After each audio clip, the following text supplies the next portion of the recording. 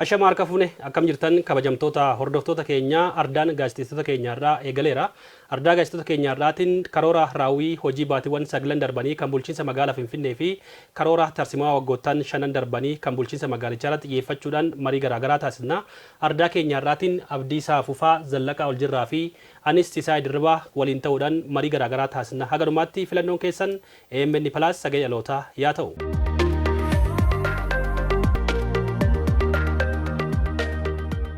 Deebineerraa kabajamtoota hordoftoota keenya egaa akkuma jalqabarratti kaasnee raawwiin hojii karoora tarsimaa bulchiinsa magaalaa Finfinnee kan waggoottan 5 darbanii fi raawwiin hojii baatiiwwan 9 darbanii kan bara 2018 kan bulchiinsi magaalichaa dhawaata kana gamaggame maal fakkaataa ka jedhu irratti xiyyeeffanneet marii keenya har'aa taasisna. Hagadumaatti nu faana turaan ammas irra deebiidhaan affeerraa keenya egaa Zallaqaan sirraa eegarra bulchiinsi magaalaa Finfinnee karoora hojii tarsimaa kan waggoottan 5 darbanii fi kan baatiiwwan 9 bara 2018 gamaggameeti kan jiru. Jalqaba irratti karoora tarsimaa keessatti gaafa kaasnu aadumti hojii siyaasaa diinagdee hawaasummaa bulchiinsi magaalichaa hagam jijjiirame magaalattiin akka maqaashee siyaasa bulchiinsa keessatti immoo maaltu jijjiirame ka jedhu maal qorate maal gamaggame kabineen bulchiinsa magaalichaa ka jedhu achirraa yaakaanu. Jijjiirama asii wanti jalqabaa irratti raawwatame maalinni jijjiirama yaadaatti kan dhufe. Jijjiirama yaadaa jechuun jijjiirama yaada siyaasaa. Fakkeenyaaf biyya kana keessatti akkuma beennu seenaa keessatti aangoon kan warraa fudhatamu yeroo baay'ee qawweetiin yeroo baay'ee fincilaanii yeroo baay'ee karaa waraanaatiin inni kun afeemmoo karaa nagaatiin gaafa aangoon darbu isa duwwaatu hin taane karaan dura haaloowwan turan karaan dura rakkoowwan turan gufuuwwan biyya kanaa fi guddina biyya kanaa fi gufuu ta'anii turan keessumaa nageenya wajjin siyaasa wajjin wal qabate inni sun akka afu kan murtaa'e jechuudha. Jijjiirama yaadaa kana immoo qabatamaatiin paartileen siyaasaa baay'een biyya kana keessa galuu hin dandeenye biyya irraati akka gara biyya isaaniitti galan ta'uusaadha ni jalqabaa haaluun afee mariif marabbaatiin biyya kana ceesuu qabna guddisuu qabna. Biyya kana ijaaruu qabna inni kun nu fayyadu waan jedhu irratti kan xiyyeeffanne jalqaba waa'ee siyaasa nagaa irratti kan xiyyeeffanne jedhanitti kantiibaa magaalaa Finfinnee adde Adaanech Abeebee kan kaasan jechuudha. Kanarraa ka'uutiin kanaan dura wantoota seenaa keessatti walitti dhufeenya hin taane uumaa turan kana hambisnee mariitiin walii dhiisuutiin gara misoomaatti gara guddinaatti adeemnu jenneeti kan kaane sanammoo qabatamaatiin hojiitti jijjiirreetti kan jiru jedhanii isaan kaasan jechuudha. Keessumaa Finfinnee hojii wal qabatee Finfinneen kuni magaalaa eenyuuti magaalaa kooti kan jedhu kanatti ture. Isa kana dhiibnee madaalli isaa eegnuun immoo magaalaa hundumaaf taatu Itoophiyaa noota duwwaaf tun taane magaalaa biyyoota Afrikaa yookanis immoo Afrikaanonni baay'een illee ittiin boonan gochuu dandeenyeerra. Bakka yaadonni nama kuffisan yookaan immoo mogolee nama laaffisan kun jiranitti sana dhiifnee sana cinaatti dhiifnee hojiitti amansiifnee magaalaan kun magaalaa hunda keenya akka isheen taatu gooneerra. Kun immoo kan irratti xiyyeeffanne namuma irratti xiyyeeffanne kan kaasan namuma irratti xiyyeeffanne keessumaa dhaloota irratti xiyyeeffanne dhaloota irratti xiyyeeffachuu maatii fakkeenyaa fi waa'ee daa'imman wajjin wal qabsiisanii kan isaan kaasanii daa'imman mana barumsaa sababa nyaata dhabuutiin sababa meeshaalee barnootaa dhabuutiin manatti hafanii turanii maallaqa guddaa baasuutiin sana gaafa goonu namoonni baay'ee kan isaan nuqeeqaa turanillee akkamittiin baajenni mootummaa kanaaf oola jedhanii namoonni nuqeeqaa jiran garuu immoo dhaloota irratti kan investioo goone malee Itoophiyaa carraa Itoophiyaa boori sirreessuu hin dandeenyu waan jedhu irratti kan isaan kaasanii. Hojiin jijjiiramaan dura bulchiinsa magaalaa Finfinnee keessatti hojjetamaa ture wal dhiibuun garaagaraa akka turedha sun immoo guddina magaalaa akka quucarse jiruuf jireenya hawaasa magaalaa sadarkaasa akka gadi buusaa turedha kan amma Zallaqaan nu kaase Abdiisaa waan itti dabaltu yoo jiraate. Kantiibaa magaalaa Finfinnee adde Adaanech Abeebee bal'inaan kan kaasan Finfinneen haa jijjiirru Finfinneen dulloomteetti bifti ishee badeera fooliin ishees badaadha. Teessoo gamtaa Afrikaa taatee otoo jirtu Finfinneen akka maqaa ishee madaalurra hin jirtu. Kanaafuu Finfinnee lammiilee ishee mijatte Finfinnee qulqulluu Finfinnee ammayyoofte teekinooloojiidhaan karaa hundumaan diijitaal taate kenna tajaajilaatiin ta'uu danda'a. Namooma irratti karaa kan xiyyeeffate amma kan Zallaqaan kaase ta'uu danda'a. Magaalittii dhumayyuu immoo xuraawaa ishee amma yeroo darbe yeroo baay'ee ni kaasa. Akkaataan nuti xuraawaa gogaa fi dhangala'aan ittiin dhabamsiisan biyya kana keessa hin turre namni xuraawaarraan dhukkubni isa qabee kaanseriidhaaf dhukkuba adda addaatiif kan lubbuun isaa darbee baay'ee. Namoonni walirratti taa'anii mana caccabaarra taa'anii manni isaan irratti diigame mana boolli tokkotti namni meeqa baay'een fayyadama. Innumtuu immoo dhukkuba adda addaatiif saaxilamaa ture. Kanaaf caccabaa magaalota manneen jireenyaa caccabaa kana gaafa jijjiirree lammiileen bakka qulqulluu fi gamoo ammayyaa keessa akka jiraatan gaafa taasisuu jalqabnu oduu adda addaa ture. jibba gadhiisu lammiilee buqqisanii Finfinneen lammiilee ishee hin taatu jedhamu ture oduu adda addaa ture. Oduu sana otoo hin dhagahin nuti itti cichoominaan karoora mul'ata waan qabnuuf hojjenne. Hojjenne immoo qabatamaan agarsiifne. Kun immoo lammiilee dhumti achi keessa jiraachaa turanillee kanaaf ragaadha. Kanaaf jijjiiramni guddaan kan inni dhufe egaa waggoota 5 darban waggoota jijjiiramaan asitti Finfinnee lammiilee ishee mijattuu taate, qulqulluu taate, miidhagduu taate, akkuma maqaa ishee abaaboo taate, urgooftuu kan taate hojjechuun danda'ameera. Kan immoo lammiilee warra as keessa jiraatan otoo hin taane Afrikaan hundi lammiileen kan immoo dippiloomaatonni idil addunyaa hundi kanaaf ragaadha. Magaalota Afrikaa keessaa 10 keessaa tokko filatamtu tokko taate. Kanaafuu jijjiiramni kun dhufuu qaba jennee cichoominaan kutannoodhaan mul'ata qabaachuudhaan itti seenne jijjiiramni kun immoo dhufuu danda'eera qabatamaadhaan mul'achuu danda'eera yaada jedhudha jalqabarra kan ka'e. Kan isaan kaasan kantiibaa magaalaa Finfinnee Aadde Adaanech Abeebee dhibbeettaa 74 Finfinneen bakka naannoo mijattuu hin taane turte jireenyaa fi jedhanii kan isaan kaasan. Kana garuu gara 30tti gad xiqqeessuu dandeenyeerra. Inni kun amma lakkoofsa duwwaa miti. As keessatti qorannooti wanta mirkanaa jedhanii kan isaan kaasan kun jechuudha. Yookaas immoo waan siyaasaaf duwwaatu hin taane qabatamaatiin qorannoo irratti hundaa'ee kun jechuun maal jechuudha kun jijjiiramni kun jijjiirama lammiilee jireenya lammiilee irratti kan dhufe jechuudha. Kana wajjin wal qabatee Finfinneen giddugala dippiloomaasii addunyaati. Magaala sadeffaadha addunyaa keessaatti. Garuu immoo dura kan jijjiiramaan dura waan maqaa ishee kana madaaluudhaaf Finfinneen kan isheen turte hojjennee kaasnee hundumti keenya waan waliin beennudha. Yeroo baay'ee kan dur kan ka'aa ture Finfinneen hin madaaltu gamtaa Afrikaaf hin madaaltu teessoo gamtaa Afrikaaf hin madaaltu qulqullina hin qabdu faasiliitii gaarii hin qabdu jedhaniiti biyya biraa taa'ee jiramaa turan. Kun garuu amma magaalonni addunyaa magaalonni Afrikaa baay'ee muuxannoo irraa fudhataa jiru. Akkamittiin kan jijjiirama kana fiddanii kun maarraa kaa kutannoo hooggansaaraati kan jalqabu jechuudha. Barii jijjiiramaa bulchiinsi magaalaa Finfinnee waadaan uummataaf galee Finfinnee maqaa ishee fakkaachurraa haga hojii namoomaaf xiyyeeffannoo kennuutti jijjiiruu qabnaadha. Egaa magaalattiin magaalaa teessoo gamtaa Afrikaati, magaalaa dippiloomaatonni hedduun keessa jiraatanidha. Teessoo mootummaa biyyaalessaati, teessoo mootummaa naannoo Oromiyaati. Magaalli kun giddugala siyaasaati, giddugala daldalaati, giddugala muuxannoon irraa qoodamuudha akka biyyaattis jechuudha. Kanaaf kana fakkaachaa hin turredha. Kana bu'uura irraa jijjiiruudha. Magaalaa Finfinnee bu'uura irraa jijjiirra gaafa jedhu hawaasni magaalichaa immoo jiruuf jireenya isaa wajjin jijjiiramuu qabaadha. Dhugaadha naannawa birbirsa gooroo kana gaafa namni ka'u magaalattii diigaa jiru magaalattiin baddeetti aadaa keessa balleessaa jiru afaan keessa balleessaa jiru seenaa keessa balleessaa jiru jedhamee ololli garaagaraa gama miidiyaa hawaasaa garaagaraatiin akkasumas tooftawan garaagaraatti fayyadamuudhaan karoora bulchiinsi magaalichaa qabate karaarraa maqsuudhaaf yaaliin garaagaraa tureera jechuudha. Waggoota 5 kana keessatti gama dinagdee kanattis kan ka'e kanuma. Kana bu'uura irraa jijjiiruudhaaf hooggansi magaalichaa hawaasa magaalichaa wajjin qindoomuudhaan dhaabbilee siivilii adda addaa wajjin qindoomuudhaan uummata keessoo isaanii misooma jaalatu abbootii qabeenyaa keessoo isaanii misooma jaalatu misooma fedhu jijjiiramni magaalaa Finfinnee jijjiirama kiyya jedhee kan amanu hunda qindeessuudhaan xiyyeeffannoodhaan 724 hojjetame hojiitti galame jechuudha. Har'a seenaan magaalattii jijjiirame maqaan magaalattii karaa fakkaachuu danda'uun kaleessa kan piyaasaadhaas kaan birbirsa gorodhaa kan kazaanchisiis kaan sun jireenya gaarii keessa manneen barnootaa ji'a 3 baatii 2 baatii 3 keessatti xumurame G+4 5 kan ta'u jechuudha.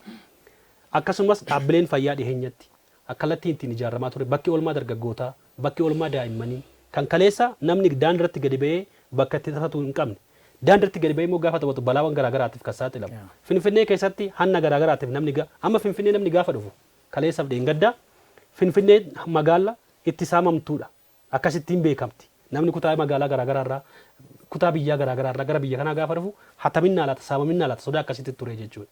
Har'a garuu daandiin magaalichaa akkasittiin ifee da'oowwan hannaaf saamichaa kan ture sun banamanii bakka misoomaa ta'an paarkii araadaa kaleessa galgala eebbifame kan ilaaluu hin dandeenye. Namni akkamitti achirraan darbaa ture laga asirraa yaa'u kan ilaaluu dandeenye. Foolii badaa garaagaraatti ture jechuudha. Har'a bakka aragalfii bakka boqonnaa ta'eera karoora kana keessattis kan ka'e kanuma. Gama biraatiin waggoota 5 kanatti waadaan uummataaf galame magaalaa Finfinnee hojii namoomaaf xiyyeeffannoo kennitee hojjettu gama hundaan jijjiira. Garuu immoo hudhaan hojii misoomaa hojii nageenyaa magaalaa kanaa kan ta'e dhimma kenniinsa tajaajilaati. Waan jiru kun kaameera jechuudha. Mee baatiiwwan 9 darban kanatti kenniinsa tajaajilaa manneen hojii mootummaa magaalaa Finfinnee maal fakkaatu ture maaltu gamaggame kan jedhu zallaqaan gabaabsitee nu baase. Tajaajila wajjin wal qabatee biyya kana keessatti rakkoon guddaan jiru tajaajila kennuurraa tajaajilamuu irratti namoota tajaajila kennan kan xiyyeeffataa turan birookiraasiin biyya kana jiru jechuudha. Sammuu namaa irratti ture kan inni rarra'ee ture. namni mattaayoo fudhate yookaanis immoo firoomaan yookaanis immoo waan hin beekamne jumaata hin beekamneeni nama deddeebisaa maamila deddeebisaa uummata deddeebisaa kan ture inni kun jijjiiramuu qaba jedhaniiti ejjennoon kan fudhatame jechuudha. Kanarraa ka'uutiin tajaajila kana ammayyeessuu qabna tajaajila kana si'ataa ta'uu qaba tajaajilli kun teknooloojiin deeggaramuu qaba jedhamee akka magaalaa Finfinneetti gaafa jalqabamu tajaajila iddoo tokkoo kan masoobiinii wajjin wal qabatee amma itti quufinsi hawaasa maal akka ta'e waanuma argaa oollu jechuudha. Inni kun immoo babal'achuu qaba. Kana duwwaatu hin taane babal'achuu duwwaatu hin taane hawaasni bakka inni jirutti deemnee tajaajila inni barbaadu kennuu qabna jedhamee amma kanaatti deemaa jira jechuudha. Kanaafuu Finfinneen kallattii hundumaatiin kallattii dippiloomaasii kallattii siyaasaatiin kallattii dinagdeetiin kallattii tajaajila kennuutiin Itoophiyaa fi fakkeenya ofirra darbitee Itoophiyaaf iyyuu mallattoo gaarummaa maqaa gaarii akka biyyi kun horattu gochaa kan jirtu. Wanti hundumtuu hojjechuun hin danda'ama milkeessuun hin danda'ama kan jedhu muuxannoon kan irraa fudhatamu jechuudha. Naannoleen amma magaalonni Itoophiyaa baay'een isaanii haaromsa keessa kan isaan jiran muuxannoo magaalaa Finfinnee kana fudhatanii jijjiirama guddaa bu'uuraalee misoomaa irratti tajaajila wajjin wal qabatee wanti jiru jijjiirama baay'ee abdii namatti tolu jechuu dandeenya jechuudha. Dhimmi kennis tajaajilaa maal jechuu dandeenya? Gama baatii sagalee keessatti maaltu ilaalame gama kanaan? Dhugaadha. Gama baatii sagal darban keessatti jijjiiramni gama kenniinsa tajaajilaa ammayyeessuu si'ataa taasisuu hawaasni kanaan dura argitaniittu waan dhimma isaa raawwatachuudhaaf yoo ganda dhaqee aanaa tokko dhaqee yookaan immoo kutaa magaalaa dhaqee hiriira iddoo hundatti kanaaf waan sun Finfinnee keessatti guutummaan guutuutti tajaajila iddoo tokko kanaan tajaajilli ammayyaa'uun dijitaalaayizeeshin ta'uun baay'ee akka furame. Finfinnee ammayyoofte tajaajila ammayyaa kennaa jirtu. Lammiilee ishee haala gaariidhaan karaa si'ataa ta'een tajaajila kennaa jirtu. Kana jechuun hawaasa fayyaduu qofa miti. Galiinuma magaalaallee hin fayyadda. Duraanii namni yeroo isaa siin gubaa maallaqa isaas sin hafu dallaalaatu yookaan faddaalatu gidduu galee hawaasa rakkisaa ture. Qabeenya mootummaadhaaf galuu qabus kan hawaasaas saamaa kan mootummaan saamaa ture. Gidduudhaan nama dhuunfaa yookaan faddaalotatu fayyadamaa jechuudha. Sun guutummaatti faddaalli keessaa bahee tajaajilli karaa qulqullina qabuun karaa si'ataa ta'een karaa ammayyaa'een namni waan barbaadu ofirraatii taaksisaa ta'u kaffalee tajaajila isaa akka fayyadamu.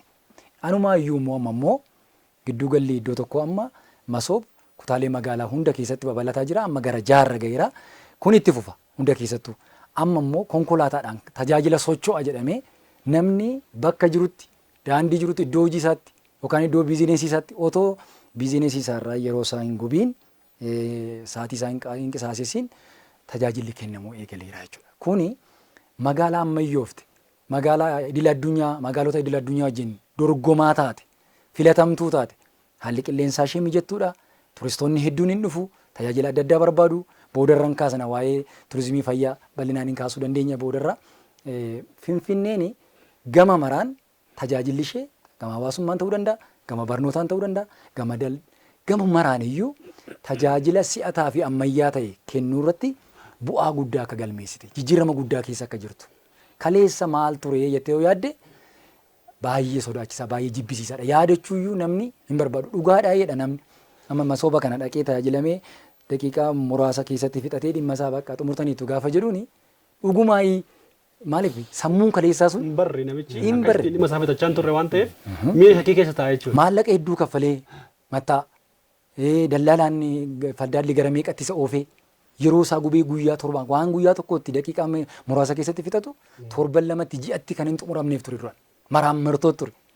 Har'a sana keessaa Finfinneen baateetti. Kennis tajaajila manneen hojii mootummaa fooyya'uu qaba gaafa jedhamu manneen hojii mootummaa sun mataan isaanii riifoormii ta'uu qabaadha.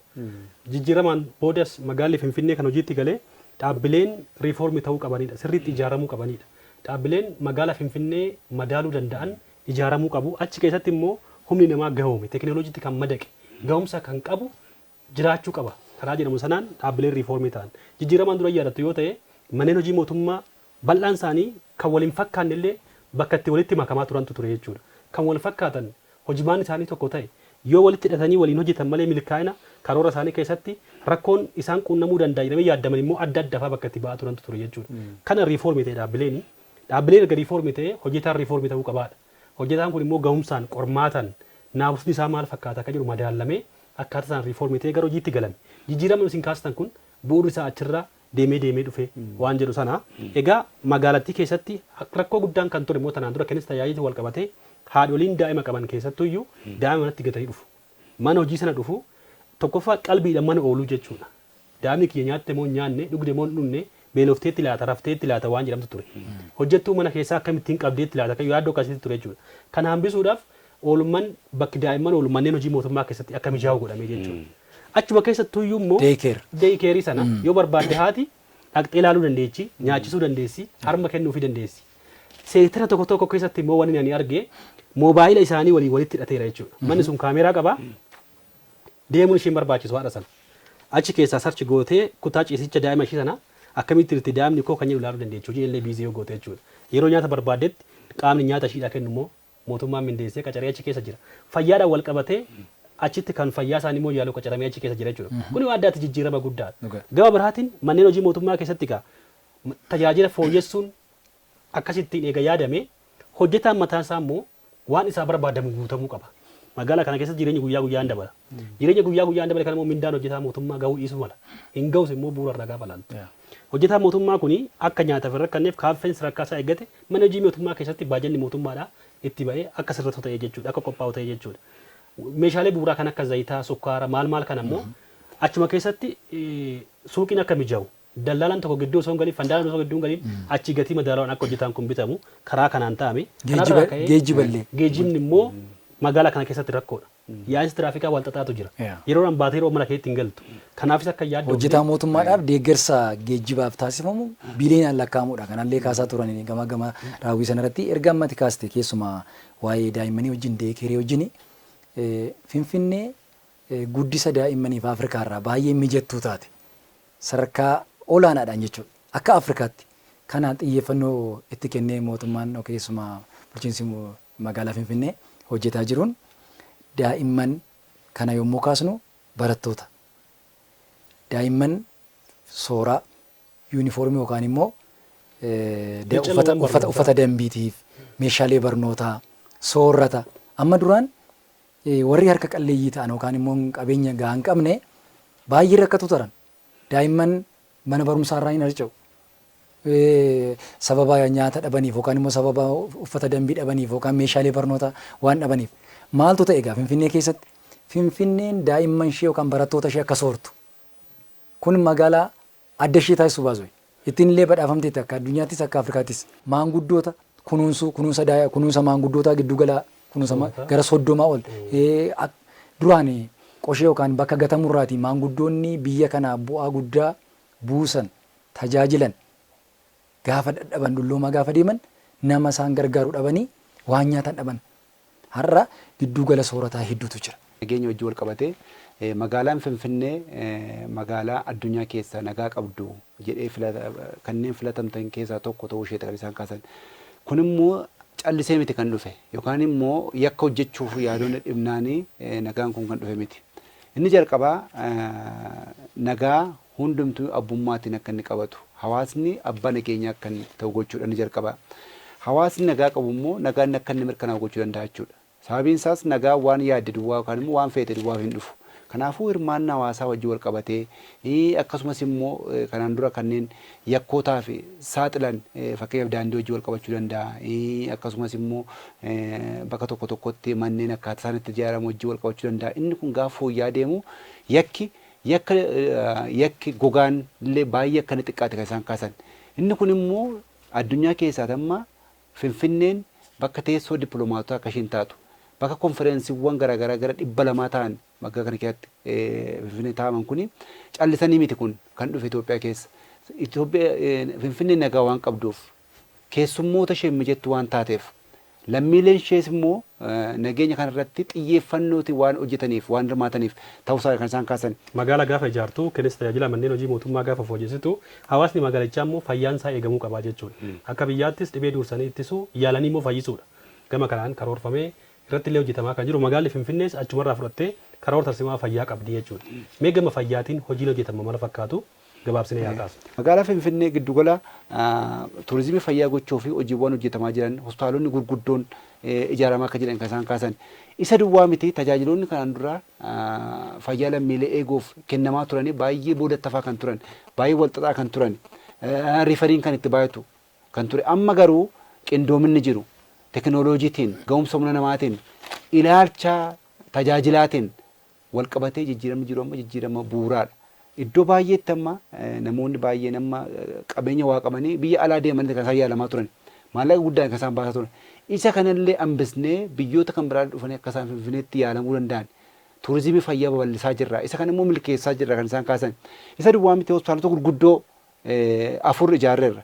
Hospitaala tokko ijaaruun mataan isaa amma akka ta'e warra beekutti beeka waan ta'eef achi keessatti meeshaa isaa guutuu humna namaa teknooloojiitiin deeggaruun kun baay'ee ulfaataadha. Haaraa ijaaruu duwwaatu hin taane immoo warra jiranillee babal'isnee tajaajila isaaniillee bal'inni akka isaan caalmaatti kennuu danda'an sadarkaa isaanii ol kaasnee waan hojjetame Finfinnee keessatti waan seenaa keessatti yaadamu ta'uu kan isaan kaasan jechuudha. Abdiisaan fayyaadhaan wal qabatee dabaltu yoo jiraatu gabaabinaan nu kaastee gara ajandaa keenyatti aanutti ceena. Haa ta'u gama dhimma fayyaa ilaalchisee jijjiirama guddaan magaalaa Finfinnee keessatti akka dhufe kaasaniiru Adaanech. Keessumattuu hospitaalonni sadarkaa isaanii eeggatan. Jijjiiramaan dura hospitaala tokko qofaadha kan isaan haaromfameyyuu jedhanii amma hospitaalonni gurguddoon kan Minilik kan Zooditu yoo fudhannee jechuudha. Raas Dastaan hospitaalota sadarkaa isaanii eeggatan. Maaliif Finfinneen ammayyooftee giddugala dippiloomaatotaatii gaafa jennu turistoonni hedduun bal'inaan hin dhufu. Duraan yaaliin baqaqsanii yaaluudhaaf yookaan immoo dhukkuboota tokko tokkoof qorannoo adda addaatiif gara biyya bakkeetti kan reeferiin barraa ture. Har'a meeshaalee sadarkaa isaa eeggatan lammiilee ishee miti lammiileen biyya alaa gaafa turistiidhaaf dhufan yookaan immoo dippiloomaatonni as jiraatan firii ta'anii yookaan immoo ogeessota ciccimoo qabnuun meeshaalee ga'aa qabnuun akka itti yaalamaniif turizimii fayyaa babal'isaa jira yookaan qabatamaan hojiitti hiikaa jirra. Turizimii fayyaa immoo jennu meeshaalee sadarkaa isaanii eeggatan kan Jaappaan jiru, Ameerikaa jiru, Awurooppaa jiru, as Itoophiyaa keessa kan jiru yookaan immoo Finfinnee keessa jira jechuudha. Kanaaf yaalii baqaqsanii yaaluu sadarkaa isaa eeggate biyya kana keessatti jalqabu hanga roobootiitiin akkuma biyya bakkeetti jechuudha. Hanga isinitti deemaa jirra. Keessumaa immoo foorensiikiidhaaf yookaan immoo DNAdhaaf duraan gara biyya lafa alaatti ergamaa ture amma biyya keessatti akka xumuramu waan hundumtu inni kunis xumuramaa akka jiru. Yaalii fayyaa sadarkaa isaa eeggate. Turizimii fayyaa babal'atee magaalaa Finfinnee guddachaa jirtu yookaan ammayyooftee wajjin kenna tajaajila yaala fayyaa ammayyaa ta'e sadarkaa isaa eeggate qabatamaan ijaaraa jirra yookaan immoo hojiitti hiikaa jirra. Kun cimsinee itti fufna jedhanii gama isaanii keessatti kaasaniiru. Manneen yaalaa hospitaalaa akka buufata fayyaatti magaalaa Finfinnee keessatti jiran haaromsuu bu'uurarraa seenaa isaanii jijjiirudha. Qabatamaadhaan buufanni fayyaa buufata fayyaa fakkaachuu akka qabu, hospitaalonni qabatamaadhaan hospitaala fakkaachuu akka qabu, hojiiwwan baatiiwwan 9 darban kana keessatti hojjetame kanuma jechuudha. Jijjiiramaanis kan hojjetame kanuma jechuudha magaalaa Finfinnee keessatti qabatamaadhaan wanni nu agarrellee wanni beeknullee yeroo garaagaraatti oduudhaan sagantaadhaan bakka sanatti deemnee kan hojjennus waan nu agarre sanuma fakkaata. Magaalaa Finfinnee keessatti hospitaalota 4tu haarofti ijaaramanii jechuudha. Hospitaalli 4 immoo irra deebiidhaan haaromanii akkaataa ittiin tajaajilama gara mana hospitaala sana dhufuuf yaaluu danda'anitti dhibee yaalanii qoratanii fayyisuu danda'anitti kan ijaarame jechuudha. Rakkoo guddaan magaalaa kanaa kan ture gama fayyaatiin dhimma dhiyeessii qorichaati. Ogeessi fayyaa jira, hospitaalonni jiru, buufataaleen fayyaa jiru, namni garuu qoricha argachuu irratti baasii garaagaraatti saaxilamaa ture jechuudha. Kana immoo bu'uurarraa bulchiinsi magaalaa Finfinnee baajata hedduutti dhangalaasuudhaan manni qorichaa kanamaa kutaalee magaalattii hunda keessatti akka babal'atu hojiin hojjetame baatii 9 kana keessatti warraa jira jechuudha nuyi kan agarre jechuudha. Manneen hospitaalota buufataalee fayyaa garaagaraa keessa qorichi gaafa dhabdu gaafa ajajamu kallattii gara kanamaa gaafa deemtu garuu bakka itti argachaa jirantu jira jechuudha. Garuu immoo kanamuma sanaa deemtee eessa jira qorichi kun jettee barbaadachuudhaaf teekinooloojiin akkasatti walitti hidhamaa jirutu jira jechuudha. Oduun isaas yeroo darbetti akka dhaabbanni keenya deemee hojjetee argeera jechuudha. Appilikeeshinii mataa isaa danda'e ni jira. App Store keessaa buufatta. Isa sanirratti mana qoricha kanamaa kam jira qorichi ajajame kun jettee ni gaafatta. Kallattiin achii deemtee bitatta jechuudha. Egaa gama turizimii fayyaatiin bulchiinsi magaalaa Finfinnee karoora hidhataa qabattee hojjechaa kan jirtuu fi qabatamaa illee bu'aan galmaa akka jiru gama kana keessatti kan jechuudha. Mee zallaqaa wanni itti aantee nu kaastu raawwiin piroojektota akkamittiin ilaalame? Baay'ee galatoome keessumaati amma xiyyeeffannootiin kan keessa tokko waa'ee piroojektota wajjin wal qabatee jijjiirama asii piroojektii tokko xumuranii jalqabuu irratti kan xiyyeeffatamu. Xumuranii jalqabuu jechuun maal jechuudha? Pirojektii sana xumuruu fi humni namaa barbaachisu maalinni maallaqni barbaachisu yeroo ammii eenyu faatimmoo irratti hirmaachuu qaba kan jedhu kana jalqaba karoorsanii xumuranii jalqabu. Sana wajjin wal qabatee amma biyya kana keessatti kanaan dura akkuma beeknu pirojektoonni keessumaati yeroo filannoo wajjin wal qabatee dhagaan bu'uuraa hin ta'a. Dhagaan bu'uuraa sun achumatti irraanfata filannoon darbinaan jechuudha. Amma garuu pirojektoonni baay'een yoo ilaalte ta'e adda addaanchi kan isaan kaasan waggoottan 5 darban kana keessatti gara pirojektoota 60,000ti kan ijaarredhan. 60,000 sana keessaa 32,000 hirmaannaa hawaasaatiin hirmaannaa abbootii qabeenyaatiin kan ijaarredhan kan isaan kaasan. Kun jechuun jijjiiramni aadaa hojii pirojektoota irratti dhufee jijjiirama bu'uuraati. Kanaaf Finfinneen amma seenaan ishee kan jijjiirame jechuudha.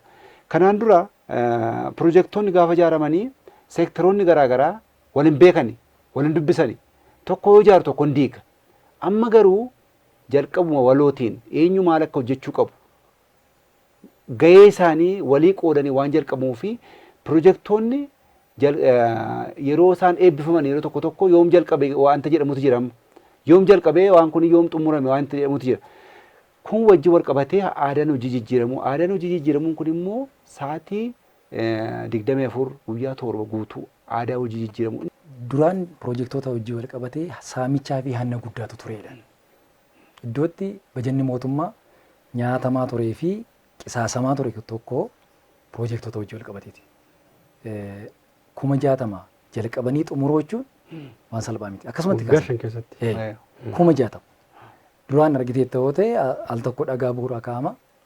Booddee dhagaa bu'uuraan sun ofii isaa caccabee yaadatamu jechuun irraanfatama. Amma pirojektoonni kun hordoffiinsaa hooggansi ofii isaatii adda bahee hirmaatee halkanis guyyaas dhaqee bira dhaqee ofii isaatii bira dhaabbatee hojjisiisa. Saamichi sun hin jiru jechuudha. Maallaqni hawaasarraa walitti qabamu maallaqni mootummaas qabatamaadhaan hojiitti hiikamee jechuudha. Dhuguma immoo agarsiiseera. Finfinneen kan jijjiiramuu dandeesse akkasumatti waaqarraa gadi buutee miti. Hojjetameeti. Giddugaloota ispoortii fi dargaggootaa fudhachuu dandeenya. Iddoo baay'eetti pirojektoota gurguddoodha isaan kunis kan hojjetamanii magaalaa Finfinnee miidhagsaa jiran. Qaala'insa jireenyaa hir'isuuf balbaloota Finfinnee 5 irratti giddugalli gabaa gurguddoon ijaaramuun hawaasni bakkuma qeesaa mana isaa jirutti gabaa waan qulqullina qabu oomisha qulqullina qabu akka argatuu fi giddugaloonni gurguddoon akka isaan ijaaraman gabaa sanbataa yookaan saandee maarkeetii kan jedhamu kana gara 250 irraan gahuun isaan kun jireenya hawaasaa qaala'insa dhufu kana hir'isuudhaaf hojiin hojjetame hojii olaanaa ta'uusaa bal'inaan gama kanarratti kaafameera jechuudha. Dhugaadha keessattuu magaalaa Finfinnee bu'uurarraa seenaa ishee jijjiiruudhaaf raawwiin pirojektoota magaalattii seenaan isaanii jijjiiramuu qabaadha. Tarkaanfiin achi keessatti fudhatame magaalicha bareechee miidhagsee Finfinneen giddugala turizimii fayyaa akka taatu. Finfinneen giddugala siyaas dinagdee hawaasummaa biyya kanaa akka madaaltu. Magaalaa teessoo Afrikaa ta'uu ishee qabatamaan akka madaaltuuf hojiiwwan hedduun hojjetameeru. Sanaanis immoo waltajjiiwwan idil addunyaa, waltajjiiwwan naannawaa, waltajjiiwwan biyyaalessaa hedduun isaanii konferensiiwwan garaagaraa magaalaa kana keessatti gaggeeffamaa turaniiru. Karaa milkii qabuun xumuramaniiru jechuudha. Dhawaata kana immoo Finfinnee of ijaaraa of haaromsaa jirtu keessatti seenaadhaan kan yaadatan illee waltajjiin ispoortii garaagaraa gaggeeffamu. Dorgommiiwwan ispoortii. Guyyaarraa gara guyyaatti waldorgommiin fiigichaa gaggeeffameera magaalaa kana keessatti kan saayikilii guyyaa boruu ni gaggeeffama. Kan immoo kubbaa harkaas dhiyeenya kanatti Finfinneetti akka gaggeeffamu murtaa'ee irratti hojjetamaa jira jechuudha. Amma ijji ispoortii addunyaallee Finfinnee yaadachuu eegaleera jechuudha. Ijji waltajjii idil addunyaaf naannawaa akkuma Finfinnee ilaale akkuma Finfinnee mil'ate amma immoo gama ispoortiitiin Finfinnee millachuun eegalameera waan jedhu kana magaalaa kana keessatti seenaan gamoowwan illee jijjiirameera jechuudha. Gamoowwan caccabaan magaalaa kana keessatti turan abbootii qabeenyaa garaagaraatiin kan ijaaraman halluu isaanii jijjiiratanii magaalaa Finfinnee akka fakkaachuu danda'aniin of haaromsanii dhufaniiru. Hambaaleen seenaa magaalaa kana keessa jiru immoo hedduun isaanii kan dhokatanii turan. Namni illee maqaa isaa kan beeku eessa jiraa kan hin beekne garuu ifatti ba'anii akkaataa itti mul'achuu danda'aniin haaromfamatanii sonni itti dabalamee jechuudha. Qabiyyeen isaa osoo hin jijjiiramin ergaan isaa osoo hin jijjiiramin sonni itti dabalamee hambaaleen seenallee akka jijjiiramu ijaarsa gamoowwaniitiin ijaarsa pirojektiitiin wal qabatee magaalaa Finfinnee keessatti Finfinneen hojii guddaa itti milkoofte keessaa tokko isa kana jennee kaasuu hin dandeenya jechuudha. Milkaana kana keessatti hoggansa magaalichaa, hawaasa magaalichaa, abbootii qabeenyaa magaalichaa akkuma hirmaannaa taasisaa turan nullee hirmaannaa taasisaa turre baay'isee wayi. Kaameraan keenya ala bulaa ture, ogeessi keenya ala bulaa ture, anas dabalatee sis dabalatee kallattiiwwan garaagaraatiin hojii sun akka ariifamu qulqullinni isaa akka yaadame sanaan akka xumuramuuf namni keessatti gahee hin baane hin jiru jechuudha. Kanuma immoo maal uume hawaasni abbaan piroojeektii kanaa piroojeektiin kun kiyyaa. Daandiin kutaa magaalaa fakkeenyaaf booleetti ijaarame kun kolfee dhufuu qabaa, addis katamaa gahuu qabaa, lammii kuraallee gahuu qabaa karaa jedhuun namni gaafachaa ture jechuudha. Gaafachaas jira jechuudha. Kuni maali? Fedhiin hawaasni piroojeektiidhaaf akka dabalu, piroojeektiin marartee hawaasaa akka horatu, kiyya jedhee hawaasni akka qabatu taasifameera jechuudha. Egaan gama biraatiin magaalaa Finfinnee keessatti dhimmi qulqullinaa rakkoo guddaa ture jechuudha. Jijjiiramaan duras jijjiiramaan asis immoo qormaanni guddaan hojii misoomaa, hojii nageenyaa, hojii kennis tajaajila manneen hojii mootummaa kanaa kan ture dhimma qulqullinaan wal qabatu jechuudha. Manneen hojii mootummaa irraa qabee manneen hojii mootummaa keessatti teessoon gahaan hin turre, baay'ee caccabaadha, dhukkeedhaan kan guutame, abbaan dhimmaa gara manneen hojii mootummaa sana dhaqee dhimma fixachuudhaaf illee baay'ee itti rakkachaa bakka turetu jira qulqullinaan wal qabatee. Lageen magaalaa kanaa seenaa isaanii kaasnee ilaaluu hin dandeenya. Mee ilmi balfa gogaas haa ta'u dhangala'aa magaalaa Finfinnee keessatti dhabamsiisuudhaan wal qabatee hojjetame akkamittiin gamaggame maaltu qoratame gamaggama darbe kana keessatti? Galatoome akka waati kaastemma keessumaati misooma qarqara lageenii wajjin wal qabateeti seenaan magaalaa Finfinnee tokko kan jijjiirame jechuudha. Magaalaan Finfinnee akkuma yeroo baay'ee kaasnu lageen 76 kan qabdu jedhameeti kan dubbatamu. Lageen kun garuu maqaaf jiru malee lagummaa isaanii jijjiirratanii gara balfatti bakka itti gatamu. Balfi gogaan akkasumas immoo balfi dhangala'aan bakka itti gadhiifamu turan. Amma garuu inni sun gonkumaati seenaan isaa kan jijjiirame jechuu dandeenya. Fakkeenyaaf balfi gogaa fi balfi dhangala'aan magaalaa Finfinnee keessatti akkaataan itti amma to'atamaa jiru funyaan keetiin iyyuu beekuu dandeessa. Balfi amma magaalaa Finfinnee keessaa dhibamuusaa. Sababiin isaa jijjiirama magaalaa Finfinnee keessaa yeroo tokko maaltu dubbatame miira kee shananiinuu hubachuu dandeessaadha. Ijaan hin argita, fooliitiin jijjiiruu dandeessa, wanti dhageessu wajjin wal qabate. Inni kuni balfa gogaa akkasumas balfa dhangala'aa wajjin wal qabate keessumaa misooma koriidarii uummanni waa'ee balfa dhabamsiisuu irratti aadaan isaa akka inni jijjiiramu. Sababiin isaa bakka qulqulluu tokko kan bakka bareedaa bakka miidhagaa tokkotti callistee dhattee balfa hin gattu. Sammuun igoon kesi gaafata jechuudha. Kanaafuu balfa irratti hojiin hojjetame seenaa magaalaa Finfinnee kana kan jijjiire akkasumas immoo magaalaa Finfinnee kan madaalu jechuu dandeenya jechuudha. Balfi kaleessa akka balfaatti ilaalamaa ture. Balfi kaleessa akka xuraawatti ilaalamaa ture naannolee faalaa kan ture har'a madda carraa hojii ta'aniiru jechuudha. Ani qabatamaadhaan kutaa magaalaa Kolfee Qiraaniyoo keessatti, Gullallee keessatti, Addis Katamaa keessatti, Lammii Kuraa keessatti dhaqee oduudhaan kanan hojjedha jechuudha. Dargaggoonni baay'een waldaadhaan gurmaa'anii dhuunfaadhaan illee mootummaan bakka itti kuusan haala gabaa mijeessee walitti hidheensi gabaa uumamee jechuudha. Har'a maallaqa hedduu kan horatan jiru jechuudha. Haga abbaa konkolaataa ta'utti kan jiran jira jechuudha. Kanaaf balfi magaalaa faaluu xuraawaa keessoo magaalichaa jijjiirurraa darbee madda carraa hojiillee ta'uu eegaleera. Waggoottan shanan kana keessatti hojii bal'aan gama kanaan hojjetame akka jiru baatiiwwan 9 bara 2018 kana keessatti immoo gama kanaan gama carraa hojii mutiin balfa hedduun carraa hojii dargaggootaaf ta'ee madda qabeenyaa akka ta'edha kan kana keessatti ka'e jechuudha.